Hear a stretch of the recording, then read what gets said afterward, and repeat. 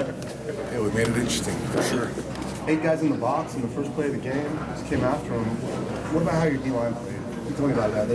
They got after it, went up against an offensive line that hadn't given up a lot of pressure. That was a byproduct of them having a good offensive line and also a quarterback's pretty elusive, strong runner. So, we committed to that, especially early on, that we were gonna force the issue, get after him a little bit, and it worked pretty good. We got home quite a few times. Was that a matchup thing, or is that kind of what you envisioned this defense looking like going forward? No, I think that's kind of what we've found this groove, it's a combination of really mixing up things on the back end to give quarterbacks some issues and hold the ball a little bit longer, a little bit more pressure, and then just dialing up the stunt versus the protection that we were to see that week, and game plan on our stunts. And then we got guys that are just winning, I don't know, what does Dion have? Dion had 3 sacks. I know, but what does that give him for the season? 11 or 12? I think it's like 9.5, something like that. Oh, really? At 6 coming in? I thought he had 7. I think it might be 7. I think he had 7. 7.5. So at least he got 10 and a half. Yeah, that's for a guy who didn't play a whole lot his freshman year, that's promising. And he's only going to get better. He's got some freaky get-offs now. He's fun to watch. Are you learning new stuff you can do with Miles Jack pretty much every game? Yeah, he just gives us so much versatility. We go out there and we can play 3-4 personnel, but then go right into a nickel world without having to sub, because he goes from outside backer to nickel, and he does a lot of things that typically DBs would do. So for me, it makes it so much easier because, obviously these guys weren't so much tempo, but a lot of these teams that we play are tempo, and it makes it hard when you have to constantly try to match. So it's been a good thing for us. Kind of seemed like the quintessential EK performance today. What was it like seeing him play his final game, especially with how well he did? Yeah,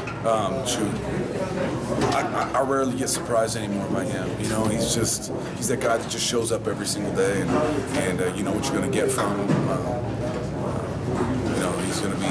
He's going to be missed around here big time, not just because of his obvious talent, but his leadership and example that he's provided for these young guys. Was there a game this season where you saw everything kind of click for Dion? I would say it was a couple weeks after that Oregon game.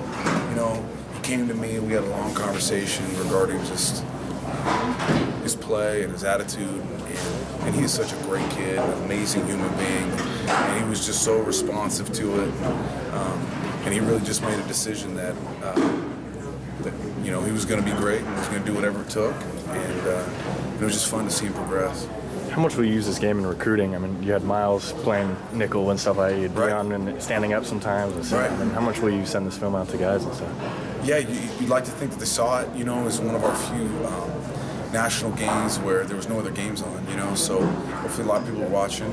And I think that we've created a lot of versatility with not just those 2 guys, but positions across the board. Ask our guys to do a lot of different things, and I think if you're a true football player, you want to be challenged, you want to be utilized in a lot of different ways, and you want every skill developed, whether it's coverage or pass rush or whatever it is, stop at the run. So I think that should be appealing to a lot of recruits. What do you lose though when you play inside outside? Right. What does he get to this Yeah, he's just a freakish athlete. It's just, it's amazing when these 5th-year seniors, still find room to improve as their 5th year goes on. I think that was true for Ola, it was true for EK as well, true for Anthony Jefferson. So he constantly got better, and he's another guy that D-line really looked to, for leadership. And he's a guy that busts his ass every day, he's blue collar. That's rare to find a blue collar guy that's so athletically gifted. So